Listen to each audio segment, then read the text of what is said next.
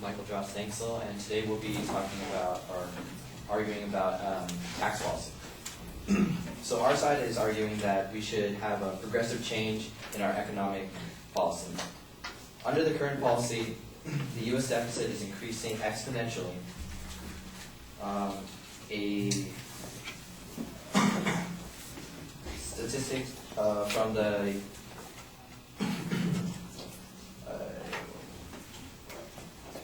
U.S. government debt shows that from the fiscal year of 2010, the gross federal debt was 13.5 trillion, and from fiscal year 2011, the gross federal debt was 15.5 trillion, and the estimated gross federal debt for fiscal year 2012 is about 16.7 trillion.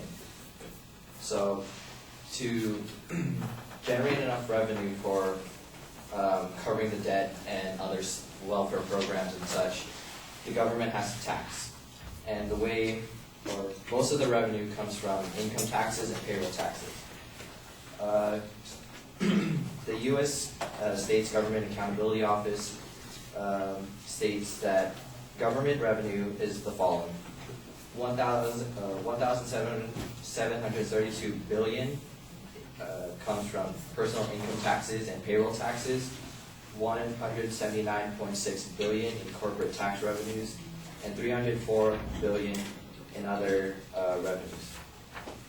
So we state that we should raise the tax lien to about 43% with the adjustment of tax brackets accordingly for both households and corporations. With our plan, we aim to keep the lower and middle class tax brackets about the same and include other tax brackets. So the tax brackets are the following: 10% for households that earn up to $12,150 per year, 15% for households that earn $12,151 to $460,250,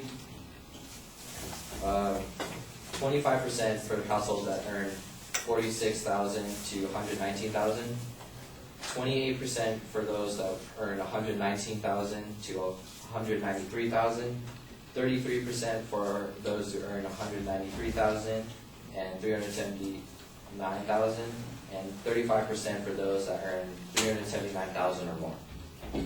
But what we want to do is that we want to increase that 35% to a 43%. In that way, we can create a new tax bracket. This tax bracket would be 43% for those that earn $537,000 or more.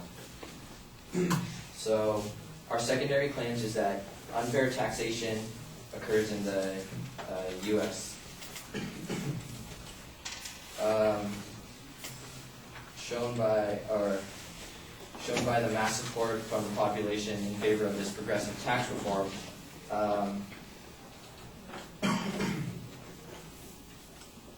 The percentage change of incomes from the lowest fifth, second fifth, third fifth, fourth fifth, and top fifth are relatively under about 95%, while the top 1% is over 281%. And with that, the mass population is protesting against these top 1% and how they increase their income by such a large amount compared to their small amount. The general public in the Occupy Wall Street are a movement that is inspired by popular uprisings in Egypt and Tunisia, and aims to expose how the richest 1% of the people are writing the rules of the unfair global economy that is foreclosing our future. Secondly,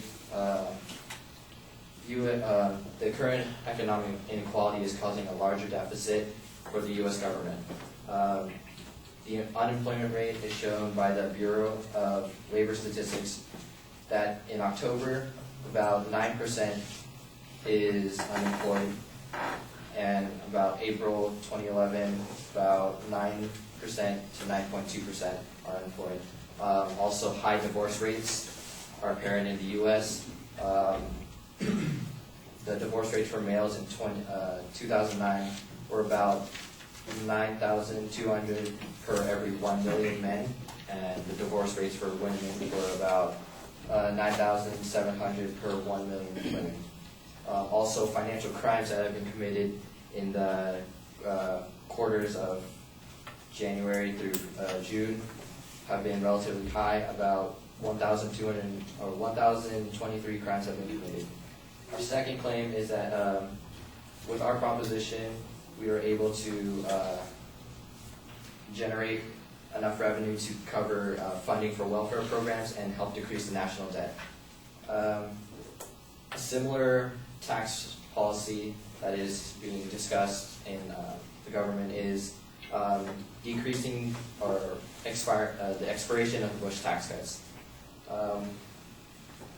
Looking at the Democratic plan for the Bush tax cuts, Brian Butler says that Democratic leaders on the Hill and in the White House, however, want to preserve most of the cuts too, and just let the tax cuts for the wealthy Americans expire.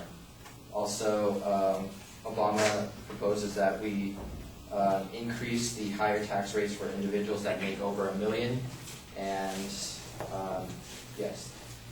So what we're saying is that unlike these policies, they won't be able to create enough revenue for the government to use and exploit. So what we want to do is keep the middle and lower class tax rates to what they are now, and then increase the upper class incomes for those who earn $530K more or up to $1 million or more. So, yeah.